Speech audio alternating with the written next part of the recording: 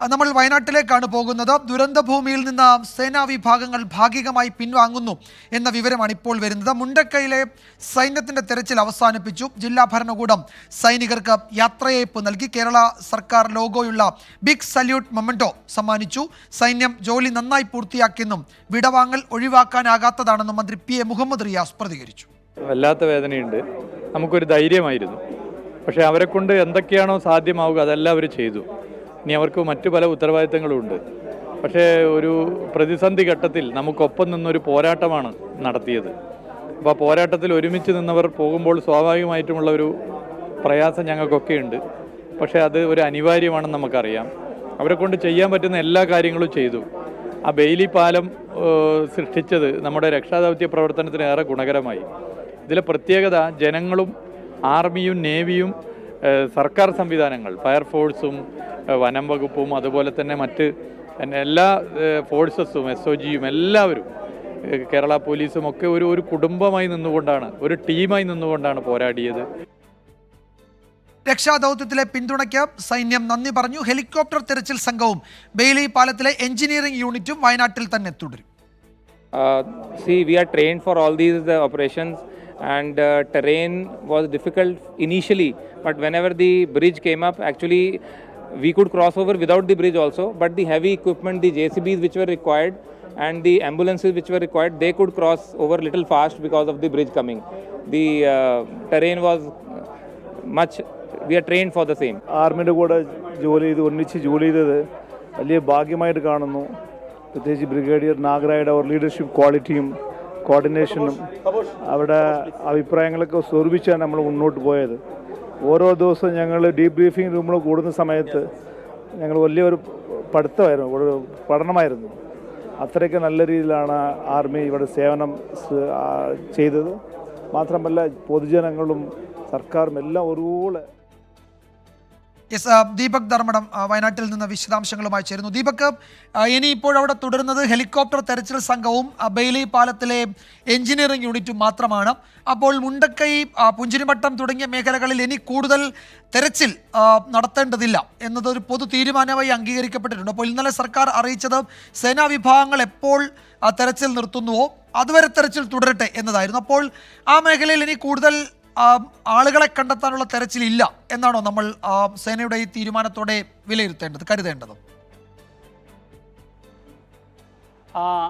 GOC major general Mathew ആണ് ഈ operation command ചെയ്തത്. മേജർ ജനറൽ മാത്യു ഉൾപ്പെടെയുള്ള സൈനിക മേധാവിമാർ ഇനി ആർമിക്ക് പ്രത്യേകിച്ചൊന്നും ചെയ്യാനില്ല, ആർമിയുടെ ഒരു മെക്കാനിക്കൽ വിഭാഗം മാത്രം ഇവിടെ നിന്നാൽ മതിയെന്നും എന്തെങ്കിലും ആവശ്യമുണ്ടെങ്കിൽ പാങ്ങോടുന്നോ അല്ലെങ്കിൽ കണ്ണൂർ DSCയിൽ നിന്നോ പെട്ടെന്ന് യൂണിറ്റ് എത്താമെന്നുമുള്ള തീരുമാനം ആർമി ജില്ലാ ഭരണകൂടത്തെയും സർക്കാരിനെയും അറിയിക്കുകയായിരുന്നു. ഇത് ഇൻസിഡൻറ്റ് കമാൻഡർ സേതുരാമനെ അറിയിക്കുന്നു. തുടർന്ന് ADGP MR അജിത് കുമാർ അത് വിശകലനം ചെയ്യുന്നു. ഇത് കഴിഞ്ഞ് ഒരു അടിയന്തര യോഗം ചേർന്ന് അതിൽ തന്നെയാണ് ഒരു തീരുമാനത്തിലേക്ക് എത്തുന്നത്. അതായത് ഇത്തരത്തിലുള്ള ഒരു അടിയന്തര ആവശ്യത്തിനല്ലാതെ ഇനി തുടർന്നുള്ള മൃതദേഹ തിരച്ചിലിന് സൈന്യത്തെ ഉപയോഗിക്കേണ്ടതില്ല എന്നുള്ളത്. അങ്ങനെ ഡി ഇൻഡക്ഷൻ, സാധാരണഗതിയിൽ ഒരു ഓപ്പറേഷൻ നടക്കുമ്പോൾ ഇൻഡക്ഷൻ ലെറ്റർ കൊടുക്കണം. അത് നൽകേണ്ടത് സർക്കാരിൻ്റെ അനുമതിയോടുകൂടി ജില്ലാ മജിസ്ട്രേറ്റാണ്. അത് ആർമിക്ക് കൈമാറണം. അതിനുശേഷം ഒരു ഓപ്പറേഷൻ അവസാനിപ്പിച്ചു എന്ന് ആർമി പറഞ്ഞു കഴിഞ്ഞാൽ ഡി ഇൻഡക്ഷൻ ലെറ്ററും നൽകണം. അങ്ങനെ ഡി ഇൻഡക്ഷൻ ലെറ്റർ അല്പം മുൻപ് കൈമാറി എന്നുള്ളതാണ് നമുക്ക് അറിയാൻ സാധിച്ചത്. അങ്ങനെ അതിൻ്റെ അടിസ്ഥാനത്തിൽ സൈന്യം വിടവാങ്ങുന്നു. വീരോചിതമായി, ഏറെ വികാരപരമായിരുന്നു വിടവാങ്ങൽ.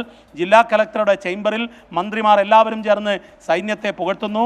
ആർമി നടത്തിയ സേവനത്തെ അതിനെ എത്രമാത്രം പുകഴ്ത്തിയാലും മതിയാകില്ല എന്നുള്ളത് ഈ നാട് കണ്ടതാണ്. ഈ നാടാകെ സൈന്യത്തിനൊപ്പം നിന്നു എന്നുള്ളത് നമ്മൾ കണ്ടതാണ്. ആദ്യം SOG മങ്കി റോപ്പിട്ട് അപ്പുറത്തേക്ക് പോയതിനു ശേഷം വാഹനങ്ങൾ എത്തിക്കാൻ വേണ്ടി ബേലിയിൽ ആർമി ഉണ്ടാക്കിയ പാലം ഒരുപക്ഷെ ഇന്ത്യയുടെ ഡിസാസ്റ്റർ മാനേജ്മെൻറ്റ് ചരിത്രത്തിലെ ഒരടയാളമാണ്. നമ്മൾ നേരത്തെ ഉത്തർഖണ്ഡിലും കച്ചിലും മാത്രമാണ് ഇത്തരം ഒരു ഓപ്പറേഷൻ കണ്ടത്. വടക്കേ ഇന്ത്യയിൽ മാത്രം കണ്ട ഒരു ഓപ്പറേഷൻ തെക്കേ ഇന്ത്യയിൽ ആദ്യമായി കാണുന്നു. അങ്ങനെയൊക്കെ ചെയ്ത സൈന്യത്തെ വീരോചിതമായി യാത്രയപ്പ് നൽകുന്നു. ഞാൻ ഈ വിടവാങ്ങൽ യാത്രാ സമയത്ത് കേണൽ പരംവീറിനോടും കേണൽ രോഹിത്തിനോടും സംസാരിച്ചിരുന്നു. ഇവർ രണ്ടുപേരായിരുന്നു ഓപ്പറേഷനിലെ പ്രധാനികൾ. കേണൽ പരംവീർ ആയിരുന്നു ഈ ചൂരൽമലയിലെയും മുണ്ടക്കൈയിലെയും ഓപ്പറേഷൻ കമാൻഡ് ചെയ്തത്. പരംവീർ പറയുന്നത് ഏറ്റവും ടഫസ്റ്റ് ടെറൈൻ, ആ ടെറൈൻ വളരെ പെട്ടെന്ന് തന്നെ പരിചിതമായി, പിന്നീട് ഓപ്പറേഷൻ എളുപ്പമായി. പക്ഷേ ഈ നാട് നൽകിയ, സർക്കാർ നൽകിയ പിന്തുണയ്ക്ക് സൈന്യം നന്ദി പറയുകയാണ്. ഏതായാലും അത്യന്തം പ്രശ്നബാധിതമായ പ്രതികൂലമായ ഒരു സാഹചര്യത്തിൽ വളരെ കൃത്യമായി ആർമി പ്രവർത്തിച്ചു. ഏകോപിതമായ രീതിയിൽ ഒരു കല്ലുകടി പോലും ഇല്ലാതെയായിരുന്നു ഈ ദുരന്ത നിവാരണ പ്രവർത്തനങ്ങൾ മുന്നോട്ട് പോയത്. അതുകൊണ്ട് തന്നെ സൈന്യം കേരളത്തോട് നന്ദി പറഞ്ഞാണ് വിടവാങ്ങുന്നത്. വിജയൻ, ദീപക്, ഇന്നപ്പോൾ എന്താണ് നടക്കുന്നത്? ഇപ്പോൾ ഹെലികോപ്റ്റർ സംഘം ഇന്ന് സൺറൈസ് വാലിയിലേക്ക് വീണ്ടും പോയിട്ടുണ്ട്. അതുപോലെ NDRFന്റെ മുഴുവൻ യൂണിറ്റും അവിടെ തുടരുന്നുണ്ട്. ഇന്ന് ഏതൊക്കെ മേഖലകളിൽ ഏതൊക്കെ തരത്തിലുള്ള തെരച്ചിലാണ് നടക്കാൻ പോകുന്നത്? പ്രധാനമന്ത്രി ശനിയാഴ്ച വരുന്നുണ്ട്. അപ്പോൾ അതിന് മുന്നോടിയായി അവിടെ സുരക്ഷാ പരിശോധനയും മറ്റും ഇതിനൊപ്പം നടക്കുകയും ചെയ്യുന്നുണ്ടല്ലോ, അല്ലേ? വിജയൻ, പ്രധാനമന്ത്രിയുടെ വരവുമായി ബന്ധപ്പെട്ട് സെക്യൂരിറ്റി മീറ്റിംഗ് കാലത്ത് കലക്ട്രേറ്റിൽ നടന്നിരുന്നു. അതിനുശേഷം SOGയുടെ പരിശോധന, SPGയുടെ പരിശോധന, SPG സംഘം ഡൽഹിയിൽ നിന്നും ഇന്നലെ എത്തി. പ്രധാനമന്ത്രിയോടൊപ്പവും SPG സംഘം എത്തുന്നുണ്ട്. നമുക്ക് മനസ്സിലാവുന്നത് SPGയുടെ number 2 Suresh Raj Purohit, Kerala cadre IPS ഉദ്യോഗസ്ഥനാണ്. അദ്ദേഹം ഉൾപ്പെടെ പ്രധാനമന്ത്രിയോടൊപ്പം കേരളത്തിലേക്ക് എത്തുമെന്നാണ് നമുക്ക് ലഭ്യമാകുന്ന സൂചന. വളരെ കൃത്യമായിട്ടുള്ള റൂട്ട് മാപ്പ് ഉൾപ്പെടെ SPGയും കേരള പോലീസിൻ്റെ ഉന്നത ഉദ്യോഗസ്ഥരും ചേർന്ന് തയ്യാറാക്കിക്കൊണ്ടിരിക്കുകയാണ്.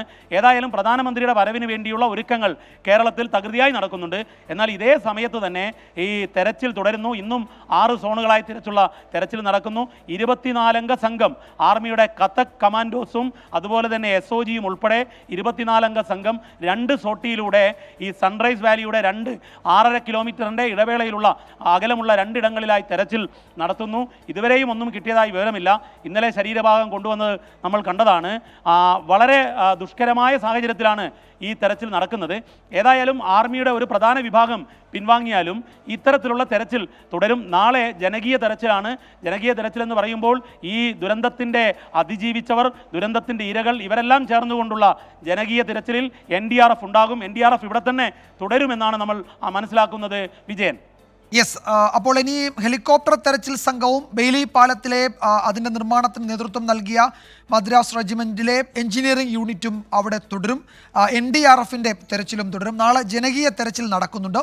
അപകടത്തിൽ അതിജീവിച്ചവരെ കൂടെ ഉൾപ്പെടുത്തിക്കൊണ്ടുള്ള തെരച്ചിലാണ്. അപ്പോൾ നാളെയോടുകൂടി ഇനി എങ്ങനെ തെരച്ചിൽ പരിശോധന മുന്നോട്ട് കൊണ്ടുപോകണമെന്നതിൽ സർക്കാരിൻ്റെ ഭാഗത്തു നിന്നുള്ള തീരുമാനം കൂടി ഉണ്ടാകുമെന്നാണ് സൂചന. ദീപക് ധർമ്മടമാണ് വിവരങ്ങൾ നൽകിയത് വയനാട്ടിൽ.